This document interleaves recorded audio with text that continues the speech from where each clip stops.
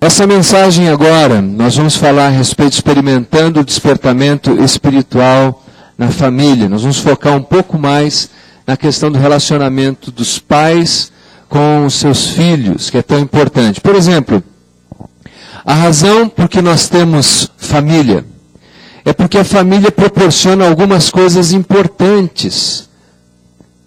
A família produz um ambiente bom. A família, por exemplo, não é apenas a mais importante instituição. Porque uma instituição, ela não diz respeito àquilo que é essencial como relacionamento. Você pode ter uma instituição que tem CNPJ, inscrição estadual, mas não tem nenhum relacionamento. A essência da família é relacionamento. O desejo de Deus é relacionamento. Por quê, queridos? Veja como Deus, com seu bom humor, fez com que a primeira mulher nascesse de um homem, de Adão, e depois que todos os homens nascessem das mulheres. Porque dessa forma, nós podemos dizer como disse Adão: ela é carne da minha carne, osso dos meus ossos. E de uma maneira tão extraordinária, Deus une a família e nos cria um ambiente de relacionamento, através do qual nós expressamos então quem é Deus. Então a família é um lugar de crescimento. Eu penso que não existe um ambiente que possa produzir mais oportunidades para o crescimento cristão do que o ambiente familiar. E por que eu digo isso? Porque aqui nesse ambiente, todos nós conseguimos fazer as nossas auréolas brilhar. Eu consigo ser simpático com vocês, porque a gente se vê tão pouco. Mas é lá na minha casa que eu tenho os meus desafios de fato de ser consistente com tudo aquilo que eu verbalizo. Então a família é um ambiente de crescimento, onde com transparência e com franqueza exortamos uns aos outros. Ao ponto do apóstolo Paulo no Novo Testamento várias vezes dizer: a igreja que se reúne na sua casa. E eu penso que nós precisamos resgatar isso. A igreja, a pequena assembleia deveria começar lá no meu lar. Os meus primeiros discípulos deveriam ser os meus filhos. Lugar de proteção e de segurança. A família devia ser isso. Quando nós terminamos uma jornada de trabalho, estressados, cansados com tudo, ou desafiados pelos problemas da vida, nosso lar, a nossa casa, deveria ser aquele lugar de conforto e de segurança. Eu sepultei vários membros de minha família num período de 2 anos. Pessoas que eram muito queridas para mim. E você sabe aquele estresse de vai para o hospital, espera a liberação de corpo, finalmente tem aquele período de velório, triste, pesado. Eu preguei em todos eles. Jesus me deu a graça para fazer isso. No último, a voz estava tão embargada que quase não saía. Mas de repente você fala: eu preciso ir para casa agora. Eu preciso descansar um pouco. Porque o ambiente da família deveria ser assim, mas às vezes não é. Às vezes uma pessoa dirige em volta do mesmo quarteirão várias vezes para evitar chegar em casa, porque a casa dele não é um lugar de proteção e de segurança. Faz de tudo para ficar até mais tarde no trabalho, para não ter que chegar em casa. Mas a família é também um lugar de desenvolvimento, de crescimento, de valores morais e de valores bíblicos. É ali que nós ensinamos para os nossos filhos, nós corrigimos aquelas deformidades da alma que já vem desde o nascimento. Não precisamos ensinar a mentir, eles já sabem. Não precisamos ensiná-los a serem egoístas, eles já sabem. Para convencer um filho a emprestar um brinquedo para o outro, olha, haja. Mas o lar é assim, e ali você vai ensinando valores, você vai ensinando princípios, você vai ensinando moral. É claro que se o pai ou a mãe se comporta da seguinte maneira: toca o telefone e eles falam que eu não estou, e as crianças são grandes observadoras, elas têm um ótimo exemplo para aprender depois a enganarem, a mentirem e a dizerem o que não deviam. E a família, claro, é um ambiente que, no meu entender, ajuda a moldar o futuro. Filho de peixe, peixinho é, mas filho de crente não necessariamente crentinho é. Mas o ambiente ajuda para isso. Por isso Paulo disse que, mesmo quando um crente se casa com um descrente, o poder espiritual sobre a vida do crente é tão grande que os filhos são santificados. Ele diz: seus filhos são santos. E a ideia de Paulo ali de santo, inclusive diz que o crente santifica o cônjuge não crente. O marido crente santifica a esposa não crente. a esposa não crente, santifica o marido crente. Ele não tem ideia, ela não tem ideia, mas isso está acontecendo ali, de maneira extraordinária. Volta um minutinho, por favor. Então, o que acontece? Dentro desse ambiente, nós conseguimos criar uma atmosfera tão sadia, tão abençoada, tão plena da presença de Deus, que começamos a moldar o destino, o futuro das pessoas. Vamos adiante. Nós vamos assistir um clipezinho daqui a pouco. Mas os pontos que nós vamos pegar agora são os pontos que nós tratamos do seguinte. Nosso objetivo é produzir descendentes piedosos, porque essa é a vontade de Deus. O segundo despertamento é aceitar a nossa responsabilidade, então, de construirmos uma família assim. Uma família que de fato serve a Deus e uma família que de fato está gerando filhos piedosos. E claro, o despertamento de número 3 é que aprendamos a perdoar os nossos pais, com suas falhas, com seus erros, e que possamos ter a humildade de abordar os nossos filhos e pedirmos perdão a eles. Essa é uma tarefa nada fácil, mas como o Derek bem pregou, o Espírito de Deus, ele certamente pode nos abençoar com o poder necessário para isso. Vamos voltar, Júnior, slide 3 que tem o vídeo.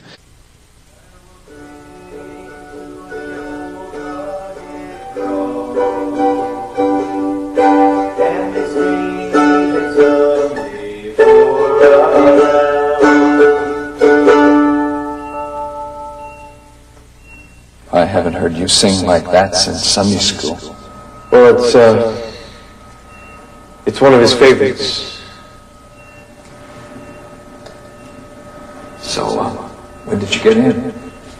Late last night. So how are you doing?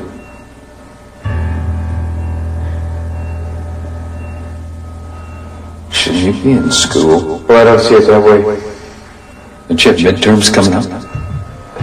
I wanted to be with Grandpa, and I think he knows I'm here. I think he also knows that you have a responsibility to your education. Hey, I taught you to pray, didn't I? I mean, a prayer in the library would have been sufficient. I'm sure your grandpa would understand that. I don't believe in prayer. I mean, lip service. That's no substitute for being there. But you wouldn't understand that, would you? Come outside, please. Talk. I don't know why we've managed to avoid it so far. This is not the way I intended us to end up. We started out so well. Somewhere along the way, I allowed 1,000 little duties, trivialities, to silence and smother our love. I look into my son's eyes, and I see a stranger. My own son, a stranger. He sees the world so differently than I. Where is he? Where is his Christian heritage? Sean, you know, the world wasn't always the way it is today. I mean, when I was a kid, things were a lot simpler, more moral, and neighbors actually knew each other's names. And on Sunday mornings, everybody went to church. Now, I know that sounds really old-fashioned to you, but that's what I remember, and that's the way I raised you. Yeah, well, you were real big on the church going, when it was convenient for you. But you made sure I was raised by the daycare or the Boy Scouts or the coach. I did the best that I knew how. I thought that you were getting what you needed. No way, no. No, it wasn't about me. You were getting what you needed. A nice simple life in the suburbs, no messes. Other people always did the messy work for you. You know, it makes me wonder, why are you here? I mean, haven't you heard? Death is messy work. Why am I here? Why am I here? He's my father. I am here to prove that I'm his son. What does that mean? I don't know. I just... I have lost something. It's his passion, his focus, his faith. Sean, your grandfather was a man of great Christian commitment, and he tried to pass that on to me. But I only took a part of that faith. And then I built my life on different values. I tried to pass my father's faith on to you. But you didn't want any of it because of what you've seen in me. Something is really going wrong here. And I need to figure that out. I need to understand that before he leaves us. That dying old man back there is one of the few things that connects us. Oh, Sean. You know, until you have a child of your own, you just can't understand the kind of joy and love that fills your heart when you look into the face of your own baby. It actually gives you a sense of nobleness to want to be more than who you are, what you could ever be. And you have a passion to pass something good in the hands of the next generation. Well, it's a little late for moralizing. Sean, your grandfather, he passed on a priceless inheritance of being sold out for God. I have spoiled it. I've stumbled and really spoiled it. But if I could have one wish for you, son, it would be for you to receive what that man did his best to give me. I know that I'm a disappointment to you. And I know that what I'm saying can't begin to make up for all the mistakes that I've made. But I want you to know that being your father is the best honor I have ever received. It's joy watching you become a man. I just wish that I would have held you more as a little boy. And I wish that I would have been there for you. And I wish I would have said, I'm proud of you. I missed a lot of opportunities, Sean. And you suffered for it. You know, I look at you and I think, hey, I must have done something right.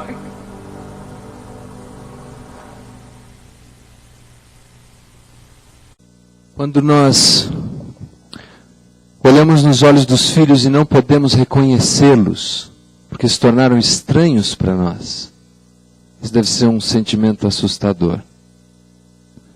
Olhar para os filhos a quem tentamos plantar as sementes da nossa fé e fomos incapazes de fazer, simplesmente porque nós fomos inconsistentes com aquilo que verbalizamos. Uma das coisas que os nossos jovens mais detestam, queridos, é sem dúvida alguma o fato de que algumas vezes nós somos artistas da fé.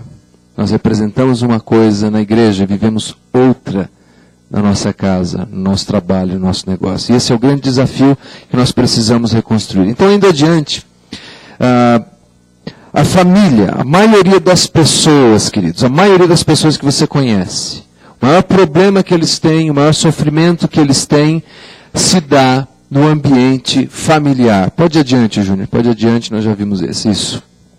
O ambiente familiar é um dos maiores problemas que as pessoas enfrentam. Então isso está exatamente na mão inversa do que propõe a palavra de Deus.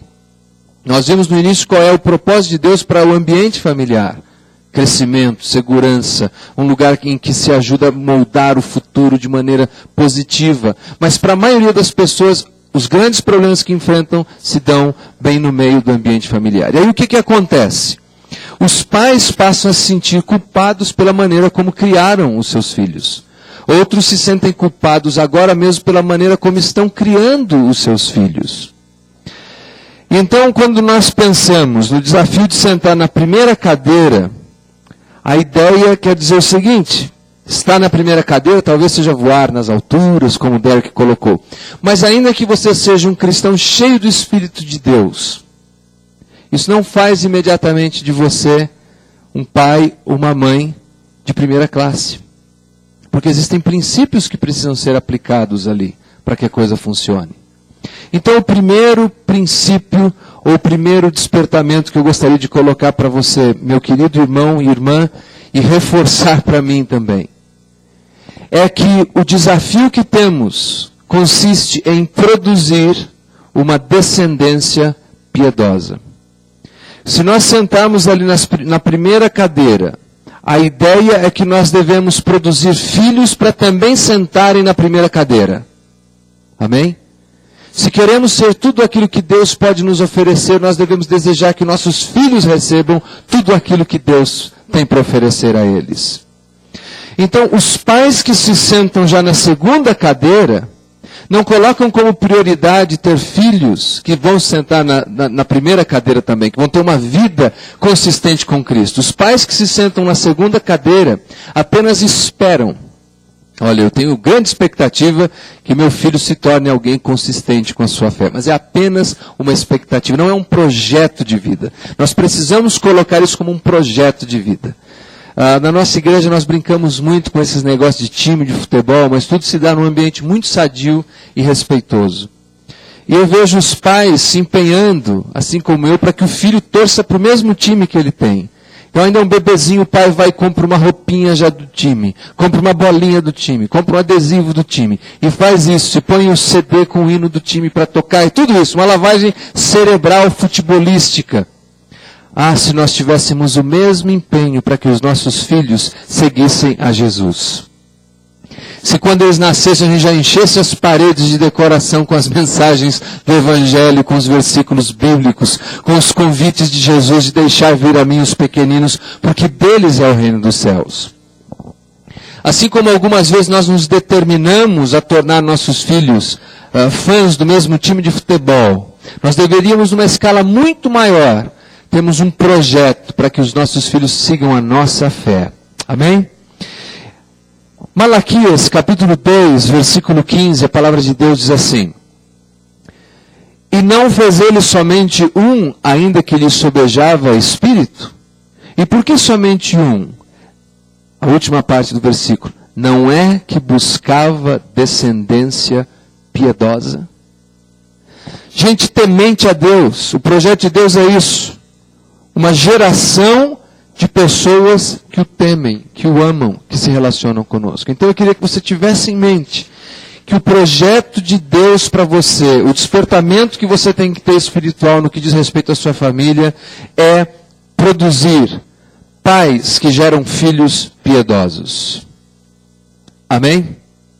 Pais que geram filhos piedosos. Então os pais que se sentam na primeira cadeira, eles querem que os seus filhos se tornem pessoas piedosas. E vão fazer todo o investimento necessário para isso. Vão no congresso, vão levar os filhos. Vão separar um horário para fazer uma leitura da Bíblia. Vão separar um horário para orar com eles, para estimular coisas. E que isso não há nada mais compensador do que começar a perceber o seu filho absorvendo os mesmos valores cristãos que você tem. Professora Marilena, terça-feira passada, o Leonardo falou: papai, nós vamos no Maranata hoje, era durante o dia. Maranata é a reunião de oração que nós temos na igreja. Eu falei: olha, hoje não dá, papai teve compromisso segunda, tenho compromisso na quarta, quinta-feira eu tenho compromisso e sexta nós vamos para o congresso, então eu quero ficar em casa para passar mais tempo com vocês. Eu falei: papai, nós podemos passar tempo juntos na reunião de oração. É verdade que a nossa igreja tem um playground do lado, e eu acho que ele queria orar lá na gangorra, alguma coisa assim. Mas de qualquer forma, ele começa a entender os valores dessas coisas que nós fazemos. Ele começa a entender a importância daquilo. E quando ele deu aquela resposta, eu me vi exatamente daquele tamanho, porque são as coisas que eu digo em casa, são as coisas que eu falo na minha casa. Os pais da segunda cadeira, por outro lado, se empenham para que os filhos tenham uma boa educação. Estudar numa escola, ter uma boa formação, passar no vestibular, e ficam contentes com esse tipo de realização. Vamos adiante. Um homem extraordinário que sofreu um problema seríssimo foi Eli. Ele era sumo sacerdote no Antigo Testamento. Ele foi o homem que discipulou Samuel, profeta, juiz de Israel, até um arquétipo de Cristo no Antigo Testamento. Mas ele não conseguiu produzir nos seus filhos uma geração piedosa, uma geração que temesse a Deus, respeitasse as coisas de Deus, a palavra de Deus, o serviço a Deus. Ao ponto do texto da palavra de Deus nos dizer exatamente isso. Por que desprezais o meu sacrifício e a minha oferta, que ordenei se fizessem na minha morada? E porque honras a teus filhos mais do que a mim, de modo a vos engordardes do principal de todas as ofertas do povo de Israel? Porque já lhe fiz saber que hei de julgar a sua casa para sempre, por causa da iniquidade de que ele bem sabia, pois seus filhos blasfemavam a Deus e ele não os repreendeu. Eli foi um homem que estava preocupado em produzir educação. Os filhos se tornaram exatamente como eles, profissionais do sacerdócio. Eli conseguiu produzir sacerdotes. Os filhos eram sacerdotes. Sabiam fazer o serviço sacerdotal. Mas ao mesmo tempo, eram homens que blasfemavam contra o Senhor. Quantos pastores como eu estão tão imbuídos do desejo de produzirem um filho pastor e conseguem? Produzem pregadores, produzem pessoas que dominam a retórica e que de maneira artificiosa conseguem apertar os botões corretos para produzir uma determinada sensação numa audiência, mas são homens e mulheres que blasfemam contra Deus com suas vidas, porque eles não têm o menor compromisso com Deus, receberam uma educação, mas não uma formação para serem alguém piedoso. Ele não repreendeu seus filhos. Sabe, queridos, construir uma geração piedosa implica em desde pequenininho já começar a repreender os filhos. 3 coisas são necessárias para os nossos filhos e eu acho que vai dar tempo a gente falar de algumas. Tempo, disciplina e amor. Tempo, disciplina e amor. Eles precisam dessas 3 coisas. Não tenha medo de disciplinar o seu filho. Discipline o seu filho de maneira adequada. Corrija o seu filho. Repreenda o seu filho. Ensine a ele quais são os valores e o que é importante. Indo adiante. Filhos não são apenas visitantes casuais em nosso lar. Eles nos foram emprestados. Herança do Senhor são os filhos. Eles foram emprestados temporariamente com o propósito de que sejam amados, e a fim de que lancemos uma fundação de valores sobre a qual edificarão suas vidas. É esse o nosso trabalho com os nossos filhos. Filhos devem ser valorizados como o bem mais precioso de um casal. Quem disse isso foi o Dobson, que tem um programa familiar nos Estados Unidos enorme, alcançando várias famílias. Filhos devem ser valorizados como o bem mais precioso de um casal. Se eu parasse você na porta e perguntasse o que você tem de mais valioso, normalmente a nossa resposta é: olha, eu tenho um terreno na praia, eu tenho uma Mercedes nova, eu acabei de comprar isso ou aquilo. Não, a coisa mais preciosa que Deus te deu são os seus filhos.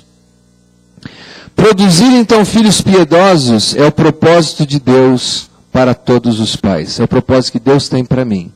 Eu olho para os meus 3, meu grande desafio é produzir ali uma geração piedosa. E aqui, queridos, um pensamento muito importante. Nenhum sucesso profissional / ministerial jamais compensará nosso fracasso no lar. Nada vai compensar se fracassarmos com os filhos que Deus nos confiou. Então, lembre-se que se você está construindo, porque a gente pensa assim, olha, não, primeiro eu vou me empenhar muito para construir um bom futuro e depois eu vou desfrutar a vida com os meus filhos.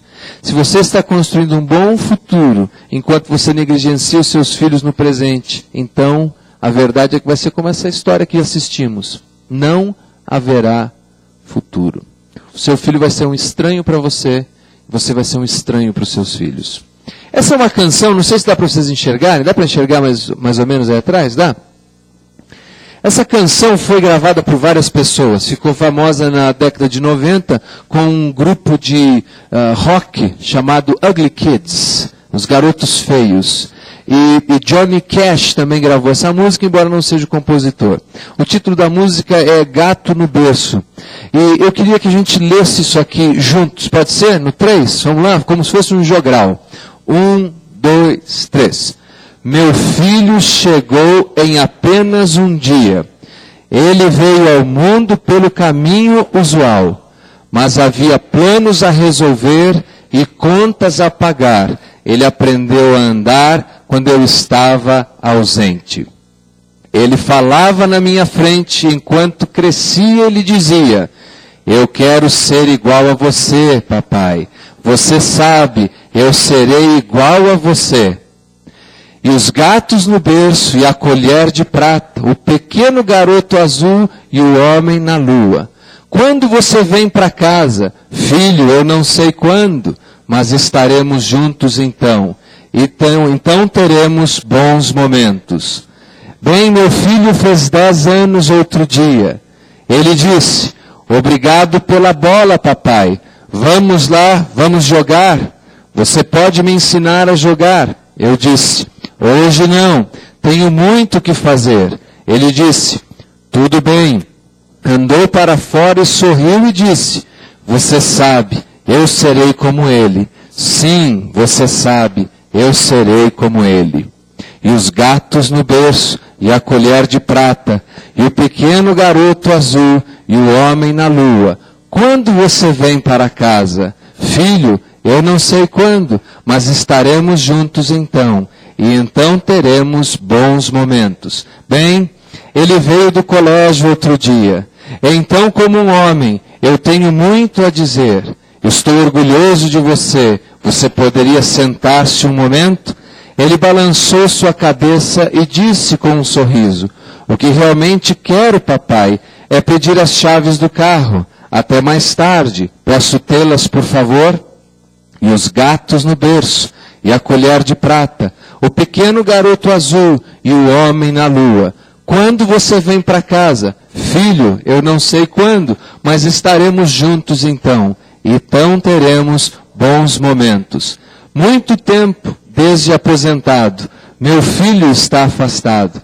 Eu liguei para ele outro dia. Eu gostaria de vê-lo, se você não se importar. Ele disse, eu adoraria, papai, se eu achasse tempo. Você sabe, meu novo emprego é uma chatice e as crianças estão gripadas. Mas é muito bom falar com você, papai. Realmente é muito bom falar com você. E quando desliguei o telefone, me ocorreu. Ele cresceu igualzinho a mim. Meu garoto é igualzinho a mim. Nós ficamos pensando, pode passar, Júnior, nós ficamos pensando, por que acontece tanto distanciamento entre pais e filhos? Porque o fato é que nós não investimos naquilo que tem de mais precioso em nossas mãos, os nossos filhos.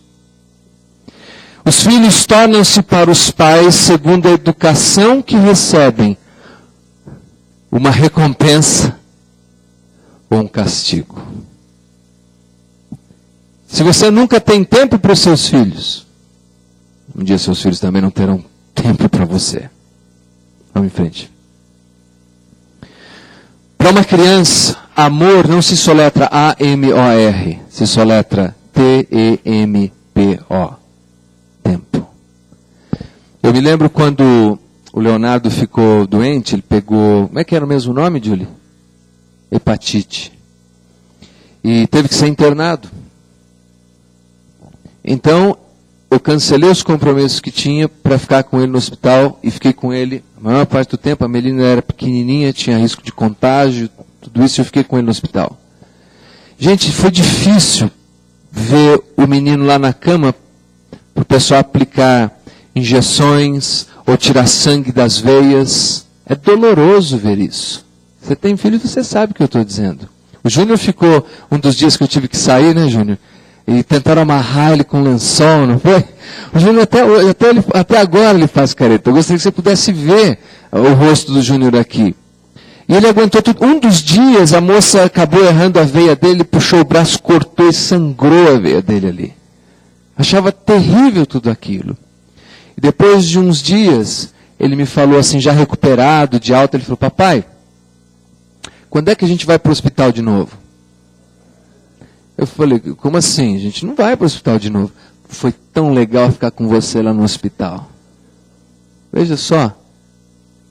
Não importou as agulhas. Não importou ser amarrado com lençol. Não importou, nada daquilo era importante para ele.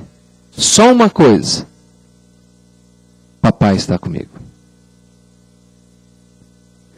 E eu tenho certeza que ele vai carregar isso na lembrança dele. Eu não tive a alegria que muitos de vocês tiveram de ter pais piedosos, de crescerem com alguém te ensinando o Evangelho e vivendo o Evangelho.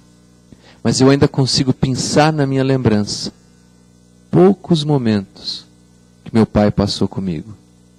E a alegria que aqueles momentos me trazem ainda hoje, depois de homem feito.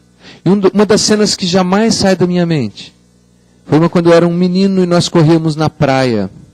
Ele corria muito mais rápido do que eu, e eu ia correndo atrás dele, a água espirrava no meu rosto. As lembranças que ficam para sempre. Quanto tempo você passa com seus filhos? Quanto tempo você investe com seus filhos? A coisa mais preciosa que você tem na vida não é o seu trabalho, não é o seu ministério, são os seus filhos. São esses que Deus pediu a você, que você produza uma geração piedosa.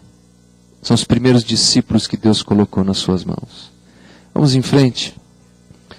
Esse é o Salmo 78, versículos 4 a 6, em que o salmista aceita a responsabilidade de passar adiante isso. Ele diz assim, não os encobriremos aos seus filhos, cantaremos às gerações vindouras os louvores do Senhor, assim como a sua força e as maravilhas que tem feito, porque ele estabeleceu um testemunho em Jacó, instituiu uma lei em Israel, as coisas ordenou aos nossos pais, que as ensinassem aos seus filhos, para que as soubesse a geração vindoura, os filhos que houvesse de nascer, os quais se levantassem e as contassem aos seus filhos. Perceberam a cadeia?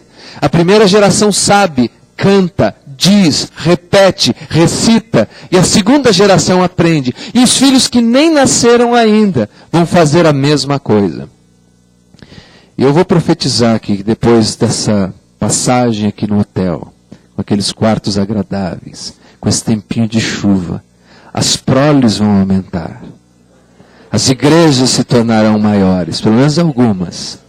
Aleluia. Mas os próximos saberão também da mensagem do Senhor. Amém? Volta um pouquinho, por favor, Júnior.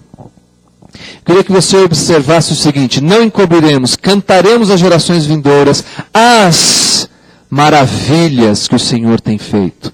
Conheci um casal que eles, na casa deles, toda a bênção que eles recebem, cada mês eles colocam uma pedra e vão colando uma pedra na outra, por 12 meses do ano, para que quando os filhos estão andando pela casa possam ver. O que é essa pedra, papai? É que nesse mês, filhinho, Deus fez isso de maravilhoso. Nesse mês Deus fez isso de maravilhoso. Mas se eu e você só reclamamos da economia em casa, da situação financeira, do governo, do presidente, da igreja, do pastor, do horário, que geração piedosa vamos produzir? Coloque, se necessário, as pedrinhas sobre a mesa da sua casa para que seus filhos possam ver o que Deus está fazendo de maravilhoso. Vamos em frente. Então, aceitar a responsabilidade. Você veja que o texto falou sobre cantarmos as grandes coisas que Deus tem feito. Então, os pais que se sentam na primeira cadeira, na cadeira que produz uma geração piedosa, são pais que falam a respeito das obras de Deus para os seus filhos. E conta das histórias. Por exemplo, crianças, especialmente os meninos, eles são extremamente competitivos. Não é assim? E eles querem sempre ser o forte. Eu tive até um problema, tem um DVD que chama The Story Keepers, acho que é os Guardiões da História, alguma coisa assim, que conta a história dos cristãos vivendo subterraneamente. Só que tinha um problema naquele DVD. Nero aparece lá. E Nero tem autoridade. Nero tem a espada. E ele fala, eu vou acabar com todos os cristãos. Aí um dia o Leonardo está assistindo, empolgado. Eu falei assim, você está gostando do desenho? Ele falou, eu estou. Ele disse, eu estou. Eu falei, e quem você quer ser? Ele falou, eu quero ser Nero. Eu falei, que é isso, filho? Ele acabem com esses cristãos. Acabem com esses cristãos. Eu pensei, esse desenho está dando efeito contrário nele. Mas por quê? Porque ele via em Nero uma figura forte, com espada na mão, poderoso, dando ordens, e os garotos gostam disso. Por isso eles gostam dos super-heróis, que têm poder e têm força.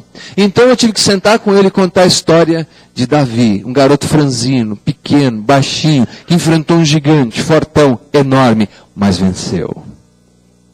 E essas histórias vão ficando na mente dos nossos filhos. Vamos em frente.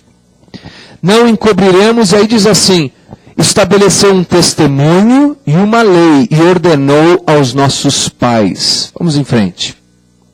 O que isso quer dizer? Nós falamos das obras de Deus, mas nós também falamos da palavra de Deus, veja, lei e testemunho. Nós ensinamos os nossos filhos o que é certo e o que é errado. Tem gente que diz assim, não, eu vou deixar meu filho crescer, ele decide.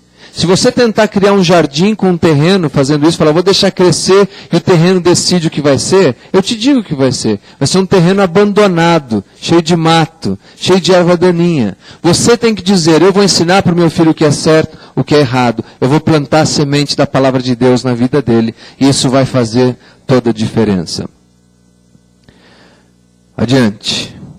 As maravilhas que contaremos ao Senhor. Pode ir, Júnior, pode ir. O nosso horário está um pouquinho avançado, né? Pode puxar aí.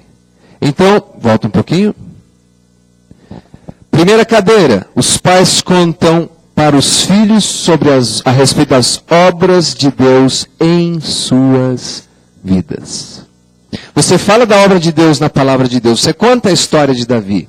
Mas você tem que contar para os seus filhos o que Deus está fazendo através da sua vida. É como o menino que estava na escola e perguntaram assim, o que teu pai faz? E o menino disse, meu pai é pastor. Aí falou, mas ele não trabalha? Não. Por quê? Porque o filho não tem a menor ideia o que significa ser um pastor. Se você é um pastor, eu sei que nós temos vários aqui, diga para o teu filho o que significa ser um pastor. Significa ajudar as pessoas, orientar as pessoas, aos necessitados, aqueles que estão quebrantados, ajudar as pessoas a se tornarem melhores. E aí seu filho vai começar a admirar o que você faz. Do contrário, ele vai ter vergonha de dizer que você é pastor. Um amigo vai perguntar, o que seu pai vai mandar azul? O quê? Já passou. Né? Então, porque ele vai ter vergonha. Agora, se você explica o que é, ele vai começar a admirar. Conte para os teus filhos as vitórias que Deus tem te dado. E quando você enfrentar lutas, conte para o seu filho como Deus tem te confortado. Amém? Muito bem, vamos em frente. Volta um pouquinho, Júnior. Esse foi um clipe que me mandaram. Acho até que foi a mulher mais bonita do Brasil, a Julie, que me mandou. E eu queria que a gente visse. Dá para apagar? É bem curtinho, mas mostra a questão do exemplo. Vamos ver.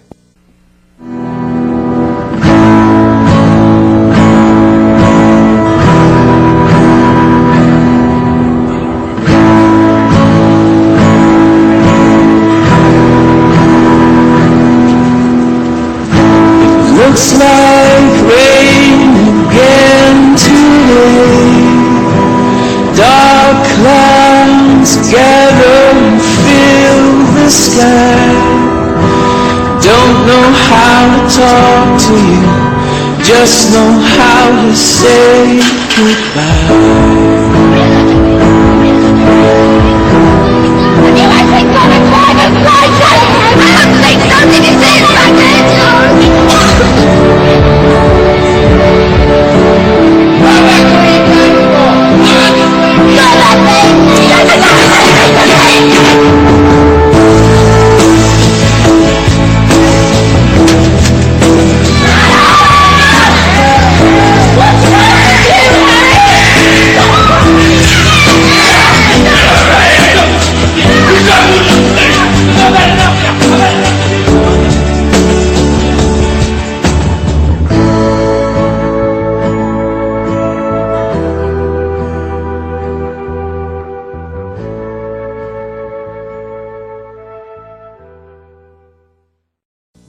evidente, queridos, que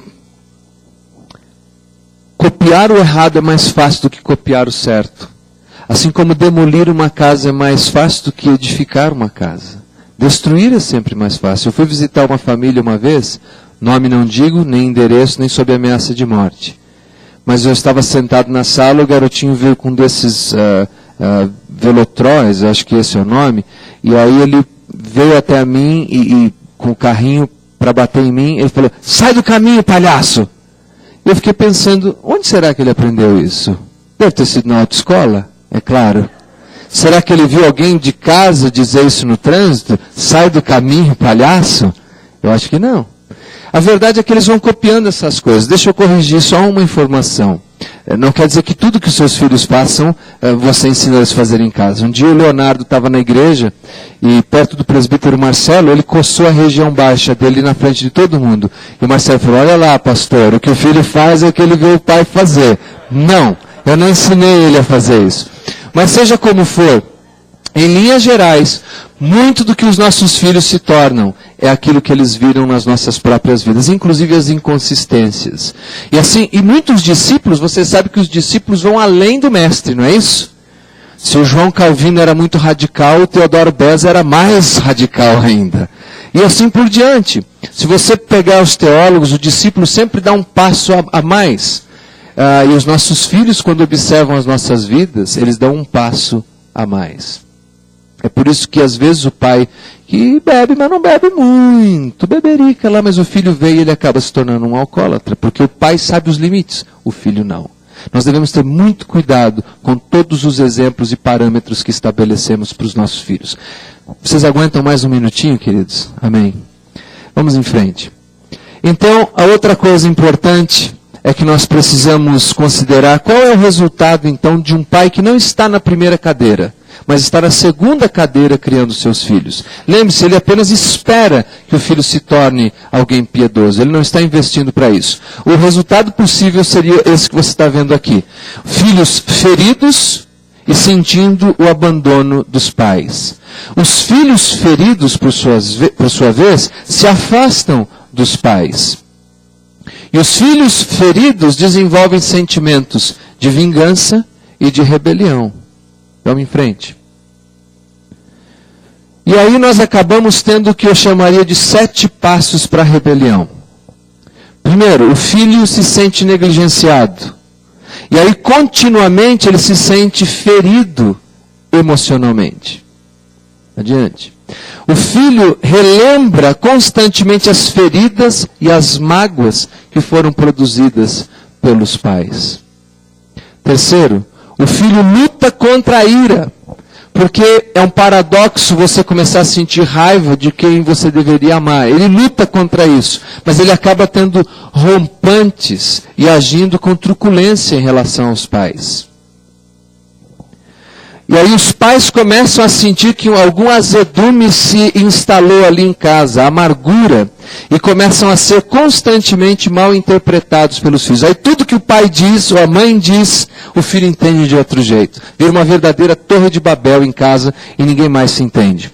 Os pais passam então a sofrer com o comportamento imprevisível dos filhos, que é constantemente uma crise de amor e de ódio. Um dia o filho vai e gasta o dinheiro que não tem para levar um presente para o pai. E no outro dia ele tem um rompante de ódio inexplicável, por causa de tudo isso que ele está alimentando dentro dele. O filho então busca ferir aos pais com vários métodos de vingança, falando mal, expondo os pais, etc.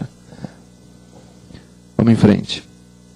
A vingança dos filhos se dá rejeição, rebelião, abandono dos valores dos pais, abandono da fé dos pais e autoflagelação física e emocional. Aí você vê o filho envolvido com drogas, com álcool. Fala, olha, mas o pai dele vive na igreja orando, mas não sabe que passou por todo esse processo de rejeição que aconteceu na vida desse filho. Então, pais e filhos continuam reféns. E o único caminho para sair disso é que se reconheça como as feridas foram abertas e como as feridas podem ser curadas. As feridas sempre podem ser curadas. Jesus disse, eu não vim para quem é são, eu vim para quem está doente. E eu tenho que dizer como alguém que sabe o que é isso. Sabe o que é ter sido deixado pelo pai, a mãe ausente, sempre trabalhando para tentar sustentar 2 filhos. Eu sei exatamente o que é isso. Mas eu também sei o que é ver a reconciliação que Cristo pode produzir. Eu consegui visitar meu pai antes do falecimento dele, e ele estava tão amargo por tudo que ele fez. Ele disse: eu sinto tanto por tudo que eu te fiz, a você, ao seu irmão, a sua mãe. Se eu pudesse voltar, eu refaria tudo, eu consertaria, mas eu não posso. Eu falei: pai, eu sei que o senhor tentou fazer coisas certas, e o senhor ensinou coisas boas. O mais importante é que o senhor receba Jesus como seu Salvador, porque aí nós vamos nos ver novamente. O senhor quer receber Jesus? Ele disse: eu quero receber Jesus. E nós oramos juntos. Eu beijei meu pai e consegui dizer: eu te amo, pai. E sabe de uma coisa?